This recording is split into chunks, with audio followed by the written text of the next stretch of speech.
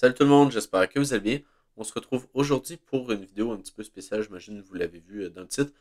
Mais en gros, je voulais simplement revenir un petit peu sur les erreurs que j'ai faites en début d'année, depuis le début de l'année pour le trading. Parce que oui, c'est sûr que j'aime ça faire des analyses de marché, mais ça reste que le but de ma chaîne, c'est surtout pour m'améliorer moi. Donc je pense que cette vidéo-là va m'aider, puis en même temps, j'imagine que ça va pouvoir vous aider à envoyer un petit peu mes erreurs pour voir, vous autres de votre côté, si vous voulez pas refaire les mêmes erreurs, ou en tout cas, voir un petit peu dans votre système, si jamais ça peut vous aider. Donc, en gros, je vais simplement revenir sur depuis le début de l'année, donc depuis janvier. Et en gros, donc, je vais simplement avant aller sur mon. Donc, dans le fond, ça, c'est le graphique de l'année passée. Donc, ça, c'était 2023, depuis environ fin janvier, début février, que j'ai commencé la stratégie que je vous montre en vidéo là, depuis quand même quelques temps. En gros, j'avais commencé à faire mes vidéos en septembre, donc j'avais commencé à trader ma stratégie début d'année 2023. Donc c'est ça. Fait que, en gros, on peut voir que le graphique était assez bon dans le sens que je faisais clairement du profit. Donc dans le sens que j'avais fait, sur cette année-là, j'avais fait 120 trades. Puis on peut voir que quand même c'était assez bon. C'est sûr qu'ici on avait stagné un peu. Mais ça restait assez bon long terme. On peut voir que j'étais en profit. J'étais à peu près à 2% par mois environ. J'avais fini l'année à genre 27 heures si je me souviens bien. Donc, c'est en gros, c'est le graphique de l'année 2023. Donc c'était quand même bien. Puis là, je me suis dit, ben, 2024, je vais pas m'améliorer parce que j'avais quelques points que je voulais m'améliorer. Donc, par exemple, le trade management, je voulais l'améliorer. Je voulais également améliorer juste mieux lire, par exemple, la structure de marché et tout. Donc, je me suis dit, bon, ça va être bon. Je vais pouvoir avoir à peu près 4% par mois environ sur 2024 si jamais j'applique tout à la lettre. Le problème, c'est que c'est pas vraiment ça qui est arrivé. Donc, on peut aller voir 2024. Donc, en gros, ça, c'est toutes mes trades de 2024. Donc toutes les trades que je vous ai partagées sur Twitter, sur YouTube. J'ai montré vraiment. Je pense que je les ai toutes montrées. Là. Je pense pas qu'il y a des trades que j'ai oublié ici de vous montrer sur Twitter. Puis, en gros, le problème, c'est que ici, en début d'année, en gros, j'avais deux stratégies. J'avais stratégie inversion de structure juste là.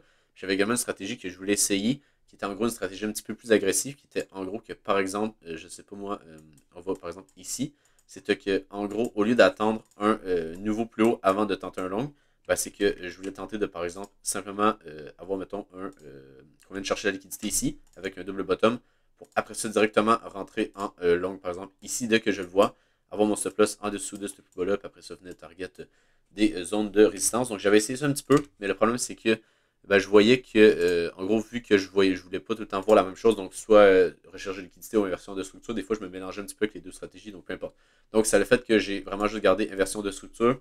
Donc, c'est ça. Fait que j'ai perdu un petit peu de R sur ma stratégie agressive, mais c'est pas tant que ça, parce qu'on peut voir que j'avais fait plus 2 ici, puis ouais, plutôt plus 1,05 ici.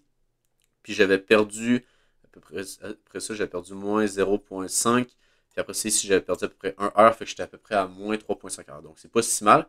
Mais sinon, pour l'inversion de structure, on peut voir que j'ai quand même vraiment beaucoup perdu. Donc, je vais vous expliquer un petit peu pourquoi, mais avant, je peux vous montrer le win rate qui est de 22%.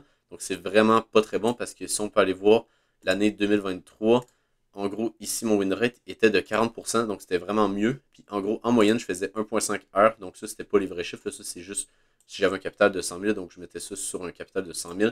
Mais clairement, je faisais pas 1500 dollars de profit par trade. C'était juste en gros, juste un exemple pour le mettre tout le temps sur la même perte environ. Donc, c'est ça. Fait que je faisais 1,5 heures de gain environ pour moins 0,8 heures de perte en moyenne.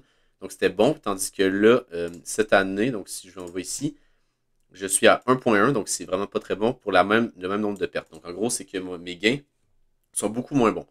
Pourquoi? Ben, en gros, c'est que si on va sur mon Notion, si jamais vous voulez également, euh, en gros, savoir comment tout faire ça, je vous ai fait une vidéo, là, vous allez dans les listes de lecture, là, puis il va y avoir une vidéo qui va vous expliquer un petit peu comment j'ai installé mon Notion et mon Excel. Mais bon, fait que c'est ça. Fait que si on va sur mon Notion, en gros, pourquoi que au début de l'année j'ai perdu un petit peu, c'est que ben, on peut voir par exemple que en gros j'avais pas mon trade management. Donc par exemple ici sur l'Ethereum que ce trade-là j'avais fait, on peut voir qu'en gros je m'étais fait stop loss ici pour avoir un TP qui était pas mal plus haut juste là, puis il était vraiment parti. Donc il y avait quelques trades comme ça que mon trade management était vraiment pas très bon. Donc c'est pour ça vraiment que j'ai vraiment eu moins de gains que qu'est-ce que j'aurais dû avoir. Donc par exemple, on peut voir que sur mon trade, c'était lui ici. Donc en gros, j'ai été rentré ici avec un TP qui était sur les niveaux plus hauts pour le TH. Le problème, c'est que j'avais bougé mon stop loss. Donc ici, là, donc en gros, on peut voir la petite ligne rouge ici que j'avais bougé mon stop loss là. Je me suis fait stop loss par après ça repartir. Puis on est venu chercher en gros mon take profit. Donc ça aurait été un trade de 5 heures. Donc juste là, j'aurais perdu 5. J'aurais pu faire 5 heures. J'aurais perdu genre moins 0,2 heures si je me souviens bien. Puis après ça, c'est la même chose pour ce trade-là. Donc, en gros, j'étais rentré juste là. Puis après ça, on peut voir que je m'étais fait sortir sur le stop-là juste là. Puis ben, après ça, c'était vraiment parti. Là, on était venu chercher mon take profit. Donc ça, c'était à peu près 2,5 heures que j'ai perdu. Fait que pas j'ai perdu, mais que j'ai mal managé mon trade. Puis que, en gros, ça a le fait que j'ai pas réussi à faire de gains sur ces trades-là quand j'aurais dû en faire. Puis après ça, j'ai fait également d'autres erreurs, donc je peux aller vous montrer sur TradingView. Donc, en gros, il y a deux trades que je vous avais, le trade que je vous avais partagé ici sur le Bitcoin, qui était un trade à 4 heures. En gros, je vous avais dit qu'on avait clairement une zone de demande qu'on avait ici. Donc, en gros, je voulais clairement rentrer sur ce niveau-là, juste là. On peut voir qu'on a eu un petit peu de réaction, mais finalement, ça n'a pas marché. Puis, en gros, qu'est-ce que j'ai pu voir, c'est que si on va en plus haut time frame, c'est que j'avais vu un boss en 1 heure. Mais si on va en plus haut time frame, il y avait clairement pas de changement de la structure. Donc si on enlève les dessins, on peut clairement voir qu'ici on avait fait notre première chute, un rebond, un deuxième rebond. On était simplement ici venu chercher l'order block en 4 heures. Donc ici, ça valait pas vraiment la peine de tenter un long. Pourquoi? Parce que la structure en high time frame était toujours baissière. Donc c'était assez dur ici de vouloir tenter un long directement. On peut voir qu'ici, ça l'a bien dump là, par la suite. Donc ouais, c'est vraiment ça mon erreur ici sur ce trade-là. C'est qu'en gros, j'ai pas attendu un niveau plus haut à partir de ce high-là. J'ai directement essayé de tenter un long. On peut voir qu'ici, le boss n'était pas incroyable. C'était vraiment juste un petit double bottom qui n'a simplement pas tenu. Donc ouais, j'aurais dû ici ne pas rentrer en trade à cause de ça parce que l'on peut voir que le boss il était assez petit là, comparativement à la tendance, si on dézoome un peu, qui était clairement ici baissière. Donc ouais, ça c'est ma première erreur sur ce trade-là. Puis après ça également, si on va en 5 minutes, j'avais pris un autre trade. Mais le problème, c'est qu'il n'y avait pas assez de confluence sur ce trade-là. C'est qu'en gros, si on va là, ici, clairement, c'est un petit peu la même chose. Donc, nouveau plus haut juste là, j'étais rentré à peu près ici pour avoir un stop loss en dessous de ce plus bas-là. C'est à peu près un trade à 2 heures, si je me souviens bien. Ouais, 2,81 heures pour, après ça, venir target des niveaux plus hauts. Le problème, c'est qu'il n'y avait pas assez de confluence sur ce trade-là. Donc, si on dézoome un peu, on peut voir que on était venu chercher simplement la poche de liquidité juste là. Donc, juste ici. Mais le problème, c'est qu'il aurait fallu beaucoup plus de confluence parce que, en gros, ici, on était venu faire notre inversion de structure que justement, je vous avais parlé. Mais que quand même, j'avais pris le long parce que je voyais en 5 minutes qu'on avait notre petite inversion de structure que je vous montrais là. Donc, juste ici. Mais bon, ça l'a pas tenu. Puis on a clairement venu dump. Puis vraiment, c'était pas vraiment un bon trade à mon avis. J'aurais dû vraiment attendre puis avoir un meilleur setup que ça. Puis également, je vous avais également parlé du short que j'ai pas pris, qui était en gros ici, là, donc sur ce niveau-là que je vous parlais, qu'on pourrait tenter un short, puis que finalement ça a été le top. Mais encore une fois, je sais pas exactement pourquoi, mais j'ai pas voulu prendre ce short-là, tandis que c'était littéralement le meilleur trade qu'on pouvait prendre à ce moment-là. Pourquoi? Parce qu'on était vraiment sur un niveau qui devait tenir théoriquement si on ne voulait pas venir faire de niveau plus haut. En plus, on avait notre inversion de structure juste là, donc en un an, on pouvait voir qu'on était clairement venu faire un niveau plus bas. On était venu faire en plus des equalos juste là, donc vous pouvez voir que clairement, il y avait pas mal de confluence pour tenter un short sur ce niveau-là avec, je vous parlais, un stop loss au-dessus de ces highs-là ou au-dessus de ces highs-là ici. Puis je vous parlais qu'on pouvait venir target les equalos qu'on avait là, puis même un petit peu plus bas. Puis on pouvait venir, par exemple, target les 0,382 qui aurait été une très très bonne zone à targeter. On voit que ça aurait été un trade à 2 ou 3 heures environ. Donc, ça, encore une fois, j'ai fait une erreur de ne pas prendre ce trade-là. Donc, vous pouvez voir qu'il y a quelques erreurs dans tout le mois au complet, dans tous les 3 premiers mois de l'année que j'ai fait, qui a fait que, en gros, au lieu de faire de l'argent, j'étais en ce moment, c'est assez mauvais, je suis à moins 6%. Donc, c'est ça. Fait que, vraiment, si j'aurais eu aucun. En gros, si j'aurais pas managé mes trades, donc, juste là, juste avec les deux trades que j'ai montré que j'avais fait des erreurs de risk management, pas de risk management, mais de trade management, je serais à 9 heures de gain depuis le début de l'année. Donc, ça donnerait un graphique qui ressemble à ça. Donc, en ce moment, on peut voir que la ligne orange, c'est les trades que je manage, donc que je vais bouger mon stop loss, que je vais prendre des profits partiels.